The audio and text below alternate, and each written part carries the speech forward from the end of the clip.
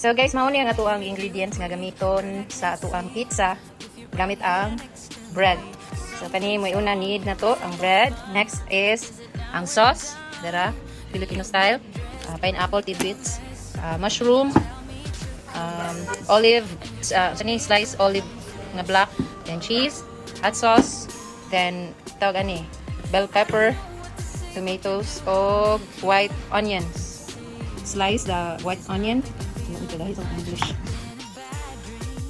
Next is slicing the tomatoes. May habol. Yatis. Next is the bell pepper, guys. We have to clean, of course. Take it out the seeds. Nah.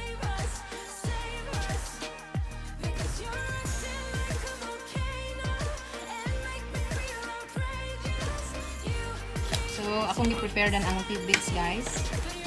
Ikuha rin na to ang iyahang usay tawag ani iyang juice.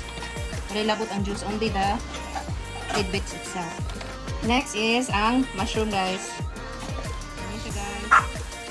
Slice na po niya siya para easy na, no? Okay. So, next is the olive, sliced black olive. Ito malibid. Kasama niya siya, guys. So, next is preparing the cheese and kaning sauce. Then we'll start with the putting some toppings on the bread. Next, we need to shred some cheese. This is Mrs. Cynthia, na Mrs. Ako sa na Mrs. si Cynthia. Dalaga pumunta. Siya mo, si Miss, ako si Mrs. Away. So guys, ako rang i-saute ang kaning bell pepper o ang sitag ani white onions kay 5 minutes naman ang toasting nato diri. So, that's it. So, mag-start na tagbutang sa bread. Kani akong gi-prefer kay mas baga siya so maka-hold siya sa sauce. So, first we have to put the sauce. Gawak ko. Ano siya, guys? Next is the cheese. Ito is spread out. Wow, grabe ito. Inuud ano yung baker. See, it's so yummy. So excited. Then next is putting some tomato. Lalain mo kuan. Gana na to siya gaming spacing. Ako may other ay naku din. White onions. Next is putting some peppers. Lumik kani siya, guys. Garden Express din na to ang tag from Virtus inspired. Wow. Maligyan na mi puhon. Muna na yung masugod sa business ni Mir. Kulbaan, nanginginig na ang Alberto. Amaw. Okay. Okay. Next is the tidbits. Next is the mushroom. Sliced mushroom.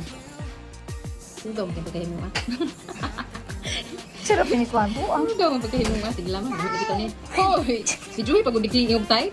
Oh! Kadalag ko. Second to the last will be the sliced black olives. You have to put some thyme. Siya. Ito po. Gamay ra kayo ani. Ay lang. Thyme? Then the thyme is right. Oo ang. Ato nang i-bake ang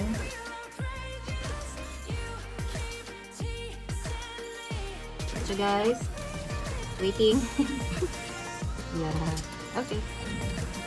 So, nipitik na siya. Ano siya, guys? Ang first attempt. So, I will put the rest of the pizza.